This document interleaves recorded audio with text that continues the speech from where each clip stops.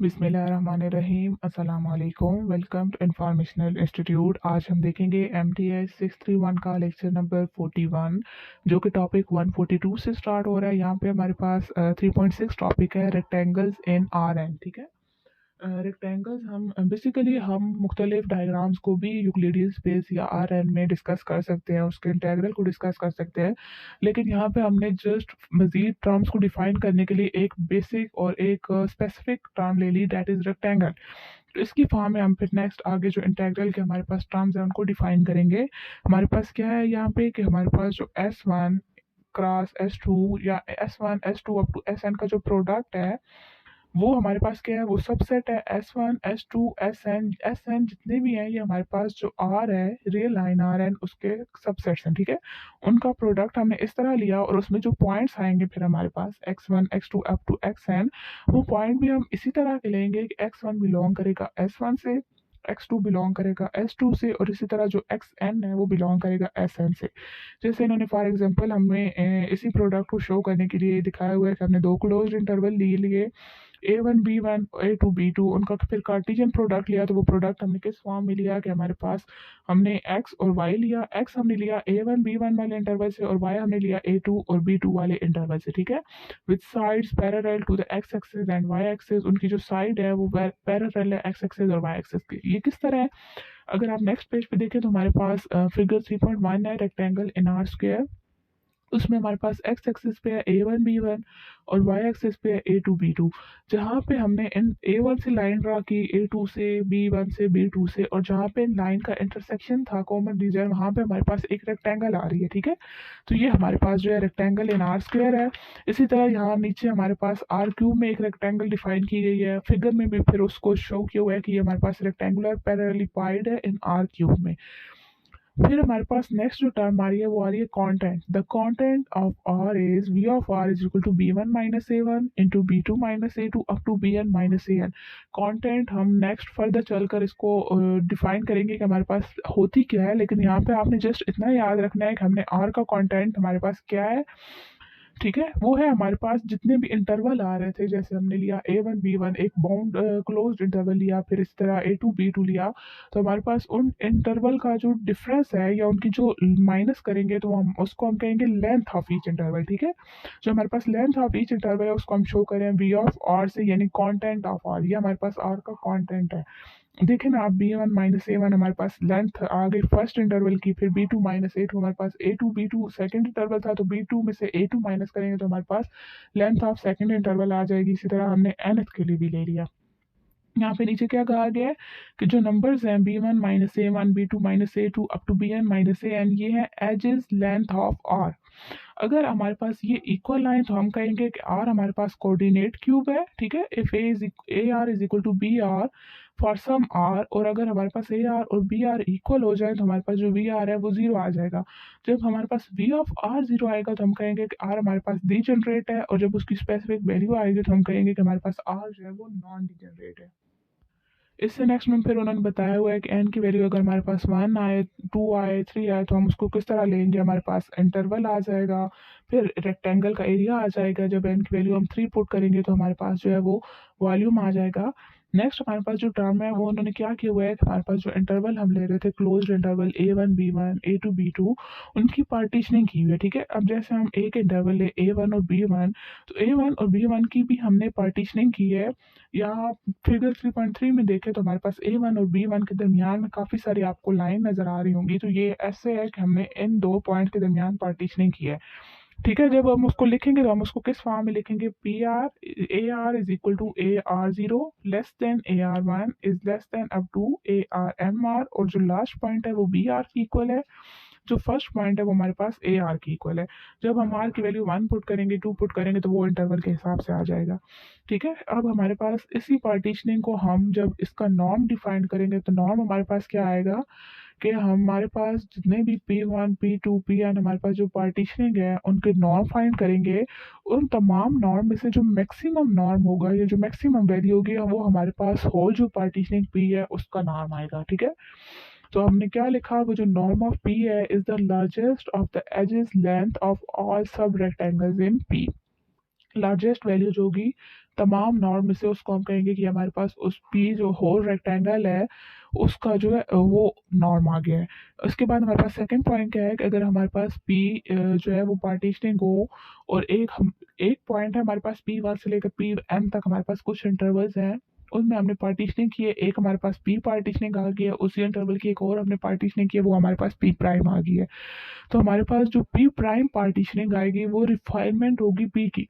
Refinement की term आपने real analysis one में पढ़ी होगी। रिफाइनमेंट हमारे पास किस तरह होती है कि एक और पार्टीशन एक ही जैसे इंटरवल की, लेकिन जो हम न्यू पार्टीशन लेते हैं, जैसे हमने पी प्राइम ली, तो वो जो पार्टीशनिंग है वो हमारे पास जो पिछला पार्टीशनिंग थी पी उससे फाइनर है, ठीक है, उससे वन स्टेप स्ट्रॉन्गर हमारे पास पार्टीशनिंग है। आगे है हमारे पास रीमान सम। रीमान सम आपने रियल एनालिसिस वन में पढ़ा है। यहाँ पे भी हमारे पास वैसे ही एक टर्म है, उसको हम किस तरह डिफाइन कर रहे हैं कि हम सपोज कर रहे हैं कि एफ हमारे पास एक रियल वैल्यूड फंक्शन है जो कि एक रेक्टेंगल आर पे डिफाइंड है। ऑलरेडी हम देख चुके हैं कि हमने रेक्टेंगल को डिस्कस किया, तो आगे हम जितने भी इंटेग्रल से रिलेटेड टर्म्स को डिफाइन करेंगे तो उनमें हम जो स्पेसिफिक एक टर्म्स यूज करेंगे वो रेक्टेंगल को ही लेंगे। तो हमारे पास एफ एक ऐसा रियल वैल्यूड फंक्शन है जो कि रेक्टेंगल पे डिफाइंड है, और उसकी हमने जो पार्टीशनिंग की है उसमें हमारे पास जो पॉइंट है R1 R2 up to are के है, ये तमाम हमारे पास पार्टीशनिंग आ गई है। अब हमने एक एक्स ले लिया, वो आर्बिट्रेरी पॉइंट है, ठीक है, वो जो हमारे पास पॉइंट्स थे R1 R2 आर के, उसमें से हमने एक आर्बिट्रेरी पॉइंट ले लिया एक्स जे। तो हम रिमान सम जो है उस पर किस तरह डिफाइन करेंगे? Riemann sum is equal to summation j is equal to 1 to k f of x j, ठीक है। एफ हमारे पास रियल वैल्यूड फंक्शन था और एक्स जे हमारे पास एक आर्बिट्रेरी पॉइंट है जो हमने आर जे से लिया। और जो वी ऑफ आर जे है, आगे हमने इससे पीछे पढ़ा था कि वी ऑफ आर हमारे पास क्या है? कॉन्टेंट ऑफ आर, जो कि हमारे पास लेंथ ऑफ ईच इंटरवल लेकर उसको मल्टीप्लाई कर रहा है। तो यहाँ पे भी हमारे पास यही है कि हमारे पास we of R J length of rectangle है, ठीक है। हमारे पास जो क्लोज इंटरवल होगा उसमें से जो उसका लास्ट पॉइंट है उसमें से फर्स्ट को माइनस करेंगे तो हमारे पास वी ऑफ आर जे आ जाएगा। Is a Riemann sum of f over P, ये हमारे पास आ गया रीमान सम, ठीक है। एक्स जे क्योंकि हमने आर्बिट्रेटली चूज किया था तो इसलिए हमारे पास इनफाइनाइटली रीमान सम्स है, और हमारे पास जो उसकी पार्टीशनिंग है वो भी फिर हम मुख्तलिफ तरह से ले सकते हैं। नेक्स्ट हमारे पास जो टर्म है that is Riemann integral in R n. Riemann integral को भी हम किस तरह डिफाइन करेंगे कि हमने एक रियल वैल्यूड फंक्शन लिया जो कि उस रेक्टेंगल आर पे डिफाइंड है।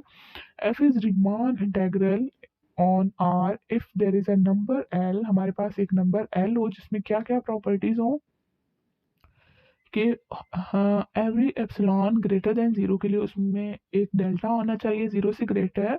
और वो एप्सिलॉन हमारे पास किस तरह का होगा कि हम अगर रीमान सम में से माइनस करें उस नंबर एल को, उसकी एब्सोलूट वैल्यू लें तो वो लेस आए उस एप्सिलॉन के। और वो जो रीमान सम है जो एफ है over a partition P of R such that उस पी का हम नॉर्म लें तो वो उस डेल्टा से लेस आए। इस ऐसे केस में हम जो है फिर एल को Riemann integral of f over R है करेंगे और लिखेंगे किस तरह कि इंटेग्रल ओवर आर, आर हमारे पास रेक्टेंगल है, f of x d of x is equal to L. यहाँ पे जो डी एक्स है वो हमारे पास डिफरेंशियल नहीं है, ठीक है। डी ऑफ एक्स हमारे पास ये शो करेगा कि हमारे पास जो कोऑर्डिनेट्स हैं या हमारे पास जो कंपोनेंट्स हैं वो कितने हैं।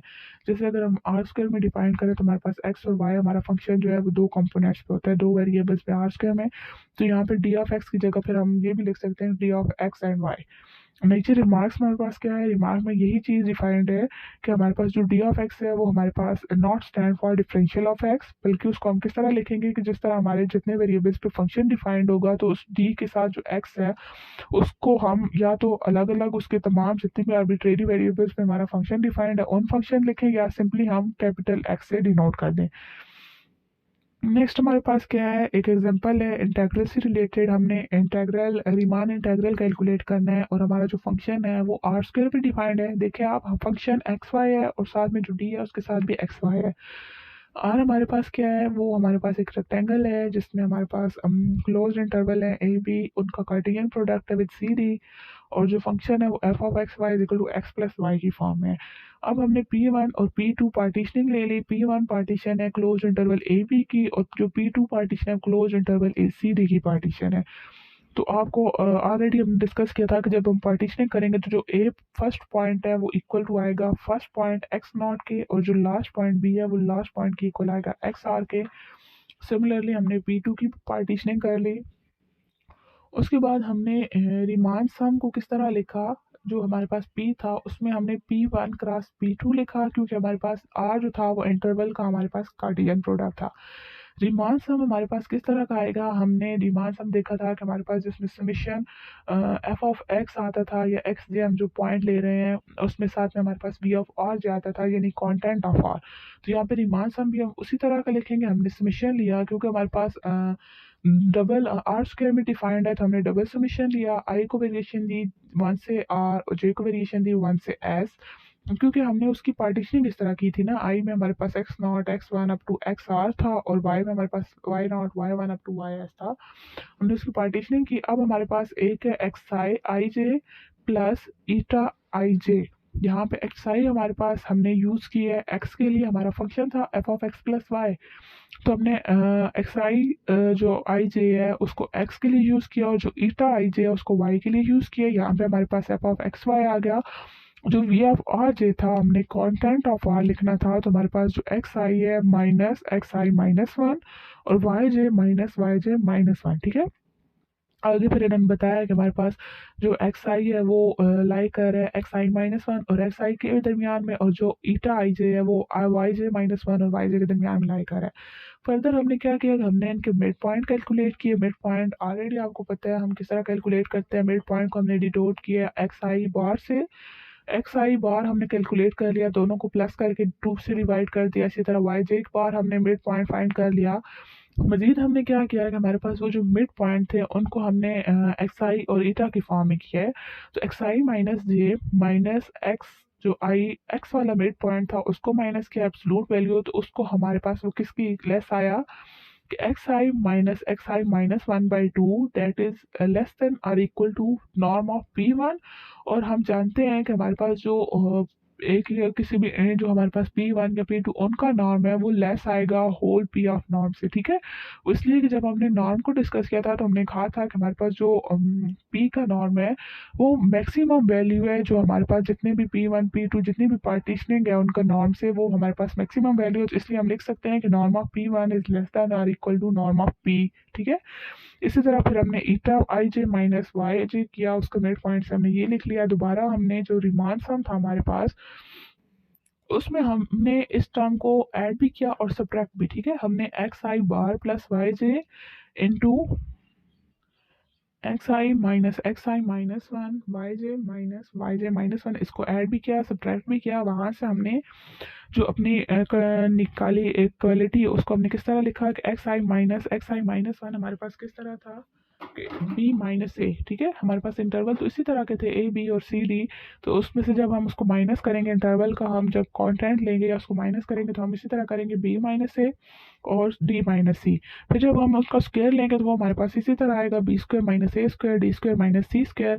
जब ये वाली वैल्यूज हम दोबारा पुट करेंगे, हमने किस तरह इनको पुट की 3.17 में कि हमारे पास नॉर्म ऑफ पी आगे summation x I minus one Y J minus one में हमने उसको समीशन अलग अलग किया और उनके पॉइंट्स पुट कर दिए, जो कि हमने 3.18 में देखे थे कि हमारे पास बी माइनस ए की इक्वल है, ये हमारे पास डी माइनस सी की इक्वल है। ठीक है,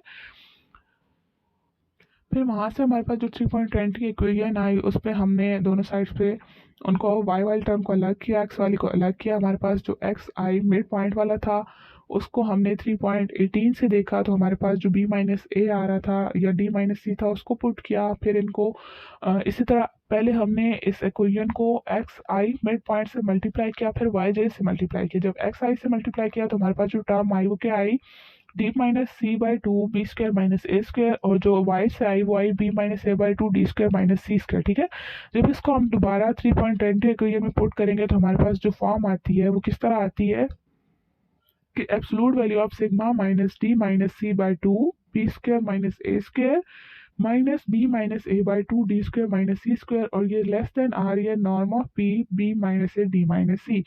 तो यहाँ पे हम देखें कि हमने जब रीमान इंटेग्रल को डिफाइन किया था तो हमने कहा था कि हमारे पास जो रीमान इंटेग्रल है वो एल नंबर है, और एल हमारे पास ऐसा नंबर है जिसमें सिग्मा में से माइनस करें हम वो एल और उसका एब्सोल्यूट ले तो लेस देन आया एप्सिलॉन में। तो ये हमारा यहाँ पे हमारे पास वही टर्म आ गया कि हमारे पास सिग्मा में से वो एल माइनस हो रहा है, उसका एब्सोल्यूट हमारे पास लेस देन आ रहा है norm of P B minus A D minus E. तो ये हमारे पास आ गया एप्सिलॉन। और जो एल आया यानी हमने जो इंटेग्रल का रीमान इंटेग्रल की वैल्यू फाइंड करी तो वो हमारे पास क्या आ गई 1/2 D minus C B square minus A square plus B minus A into D square minus C square. अगर आपको कुछ भी समझ नहीं आया तो आप कमेंट सेक्शन में पूछ सकते हैं। वैसे इस तरह की इतनी लेंथ एग्जांपल्स पेपर में आती नहीं है, लेकिन जस्ट आपकी नॉलेज के लिए यहाँ पे डिफाइन कर दिया गया है। वीडियो को ज़्यादा से ज़्यादा शेयर कर दें। बहुत शुक्रिया। अल्लाह हाफिज़।